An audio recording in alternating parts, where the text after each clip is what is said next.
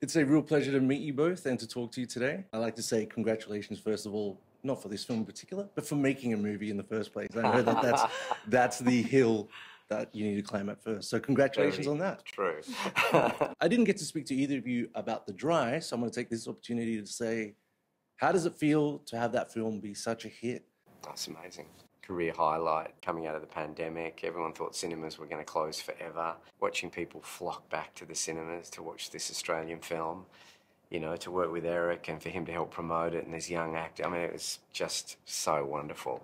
A great highlight of my career. I think as well the breadth of people who love that film has been really interesting. You know, I have young girls who are really into books through to I was saying to my builders who are working on a renovation absolutely love it. Like there's the entire spectrum of ages and people with different interests, people who maybe never would have discovered the books without the film. There's and readers loved it too. So it's wonderful to see just how many people were able to engage with it. That's fantastic. Yeah, the film really had legs once it started. The numbers just kept going up, and it's great to see for a genre film like set in Australia that's now turned into a franchise, which is awesome. We need more of these. Talking about the second book of the Aaron Falk series, how did the initial concept of a work trip being the catalyst for everything come about? For me, just the idea of a work trip, that's a horror film on its own.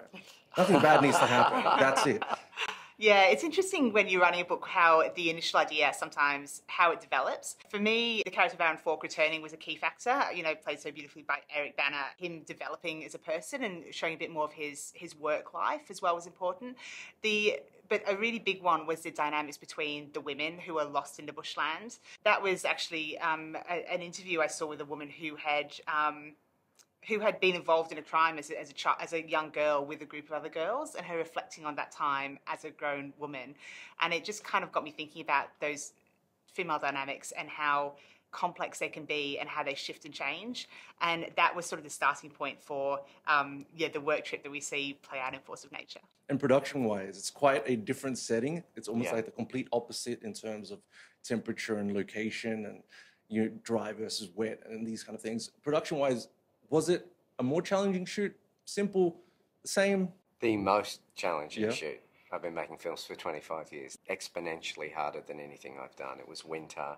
It rained for most of the shoot. It was cold and wonderful. Like when I say it was tough, it's not a complaint.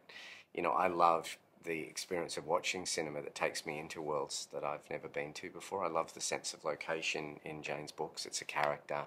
It's part of the appeal of the books, character in landscape. And so I talked to all the actors before we made it about the journey and adventure and said, this will be tough, this will be hard. We will film in real places people have never filmed in before. I think the audience gets that as a bit of an original gift from the film to kind of go into this part of the world that I just find it so beautiful. I grew up in the bush. It's part of the mythology of who we are in this country. And filming there was just incredible. Were there any particular incidents that occurred that you remember being just like, this is a really tough shoot? Yeah, day one. Really? Day one of the shoot. I was wondering whether the crew would come back on day two. But there was a moment, though. We began, because of the days in winter are so short, we had to get there very early in the dark and then walk into the bush with torches, carrying the gear in. So when the light came up, we could start shooting. And it was raining, it was wet, it was cold. We were 2 hours out of Melbourne. Everyone was walking in the dark. The sun was coming, everyone was already drenched and cold. But as the sun came up, there was a layer of mist. And everyone looked around and was like, this is magic. And we started filming. So tough as it was and exhausted as everyone were by the end of the day, there was something special. Well, nature is a main character or a main cast member in the film and in the book. What is it about nature that drove you to put that as a main character throughout the Aaron Falk series? I think the landscape is just a real gift for Australian authors, and particularly books that I write, which are kind of mystery and suspense. The settings really lend themselves to those kind of stories. I think it's important that the landscape drives the action.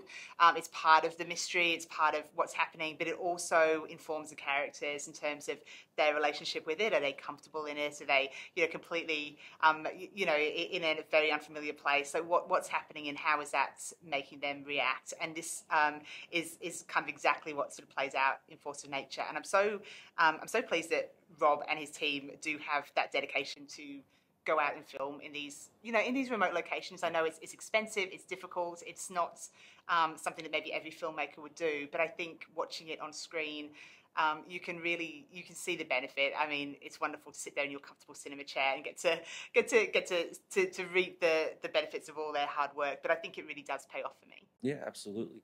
Now, I know we're only here for the sequel, but I've got to ask, how are we looking for Exiles, the third book in the Aaron Falk series?